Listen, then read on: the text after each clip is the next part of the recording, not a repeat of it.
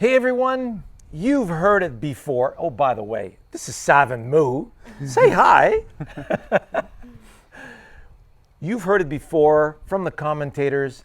Hey, boy, do they have a gorgeous, plane of shoulders coming through impact. Look how steep the plane on the shoulders are. And we talk constantly about shoulder plane during the swing. We're going to give you the nuts and bolts, and you'll see just how natural this is if you're on the right task. If you're on the wrong task, it doesn't matter what you do with your body parts, they'll never come out right. So you really need to pay attention to this one.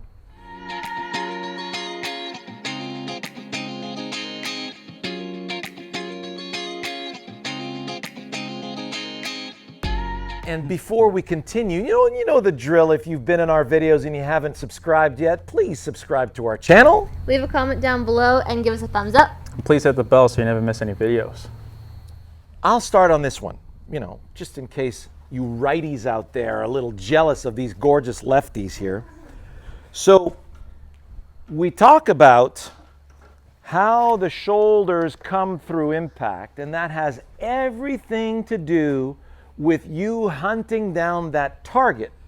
Now, one of the exercises that we absolutely love to do with our students is throwing the club. And we got a nice net here to catch my club. So if I'm going to throw my club, see this tee right here in front of the ball, that's my intermediate point. I'm just going to stay a little right of that intermediate point and throw the club through that net. Here we go. Now, look at my shoulders, how they're coming through, and look at how my posture has maintained itself. That's the only way through that net. Now, if I was going to take my club and I was going to throw it toward the ball, what would that look like? Well, I'm coming up to the top of the backswing. Now I'm going to throw it toward the ball. See what's going on right now? There's your over the top.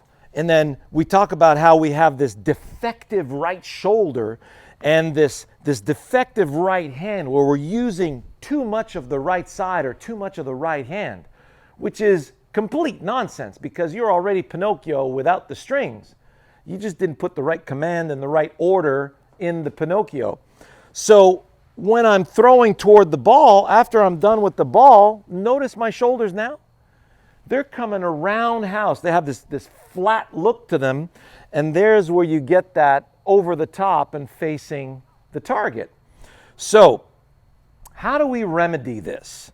And you're going to see something really cool when Sav comes around. We talk about her using the arc of her swing. Now, when you're swinging your practice swings, observe the arc on the ground here and see where that arc is going. And for many of you, you'll be surprised at how far left that's going if you're a right-handed golfer. So once we got that arc moving in the proper direction, we want the bottom of that arc to be slightly in front of the ball. So now, if I throw my club in that direction from here, you can see I'm going to miss the ball, correct? Here we go. I'm throwing that way, throw through the arc that way. And notice how I'm maintaining that posture. So now if I throw it in that direction again, here we go. See how nice that posture was through impact? My angle of attack was 5 degrees down, 4.7 down. I started 11 degrees out to the right, and I've got this beautiful little side spin of about 800 spin back to the left. That sucker is going to be right on my target in a nice Bubba draw, okay? So when I'm staying with my target, this body position maintains itself, because if I'm going toward the target, you can see right now, this is the only way out there. And our side vision plays a nasty, it can really play nasty tricks on us if we listen to it. So let's have a look at Sav right now, and we'll get a little deeper into that rabbit hole. For those of you looking for degrees, well, how many degrees do your shoulders need to be, and what's the degree of the swing plane for the shoulders? Well, it depends on the club you have, it depends on the shot that you're hitting. So instead of thinking about, what degrees your shoulders should be on and having that trail shoulder a lot lower than your lead shoulder through the shot, think about where you want to send the swing and predict how you want the ball to be in the way of you going in that direction.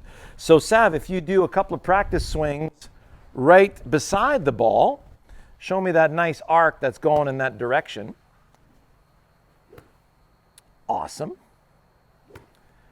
You see that arc? And you feel at the low points in front of the ball? Yeah. Excellent. So tell me when you're ready. What's your task?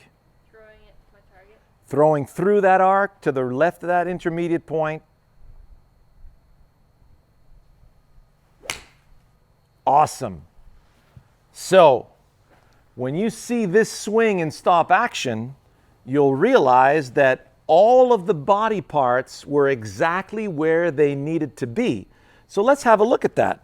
So notice right out of the gate, Sav likes to do her little takeaway waggle. Do a nice little takeaway here, Sav. And what she's doing is she's combining this. She's making sure that the direction of the takeaway matches the direction that she wants the ball to go on. Show me something that's way too inside. So way too inside, shoulders get a little too flat. Show me something that's way outside. Way too outside. Yeah, exactly. Okay? So that's going to throw you off balance. Now, show me something that's at the right direction. Now, finish your backswing and stop. Great. Now, show me in slow motion how you're going to come and squeeze that ball in the direction that you want it to go. Can you guys see that? So notice already the shoulders are coming down and through in a way that are going to allow her to move in that direction. One more, Sav.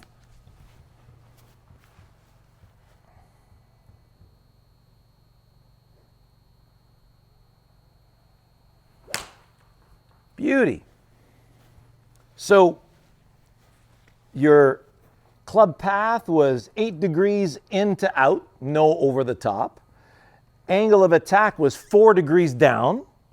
And beautiful draw, nice side spin to the right. And your starting line was 2 degrees left. Pretty good. We're all good. Next. Moo has a fabulous, you'll see, coming through impact. I love your shoulder playing through impact. It is deep through the ball now. You really understand how to collect the ball from here and send the ball to the target. Yeah. And Moo's target-bound task, and you'll see that in previous videos of ours, we don't use impact bags, we use volleyballs. Yeah, that's the best one. And what lit Moo up was delivering the volleyball in the direction of the target. And all of a sudden he could see the compression of that volleyball being matched up with the direction that he wants to start the ball. Right. So go ahead and set up, Moo. You're doing a nice little draw as well. Yeah.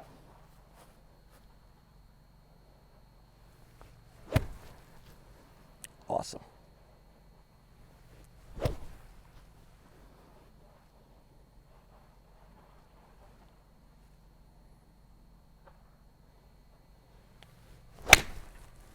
All right. So what was your focus just before you swung? Stretch out the arms to get more velocity. That's which is a lot to think about in mid-swing. Isn't it? Yeah.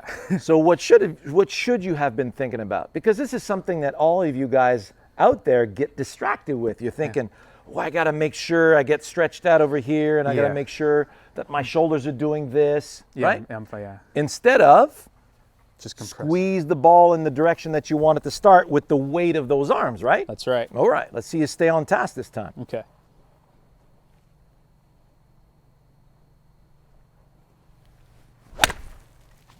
I would say that's a heck of a lot better. Yeah, way better. That was good compression. So that was 1.5 down, which is fabulous. Yeah. Launch angle 17 degrees. The average PGA Tour player is 16.3 degrees with the 7-iron. Yeah. And love so a little bit too much side spin right there, but you started that 7 degrees to the left Yeah. and your carry was 211. Yeah.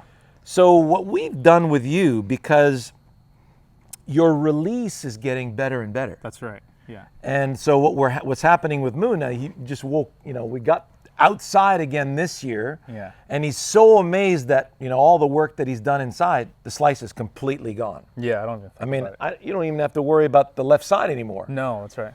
And so we're seeing that, hey, there's a little bit more curve than what we want. Yeah. So we're, after your strong grip, closed face. Yeah, it used to be really close. Now we just need to back off on the face, and that's going to go down to about 500 spin to Yeah. the right. That's right.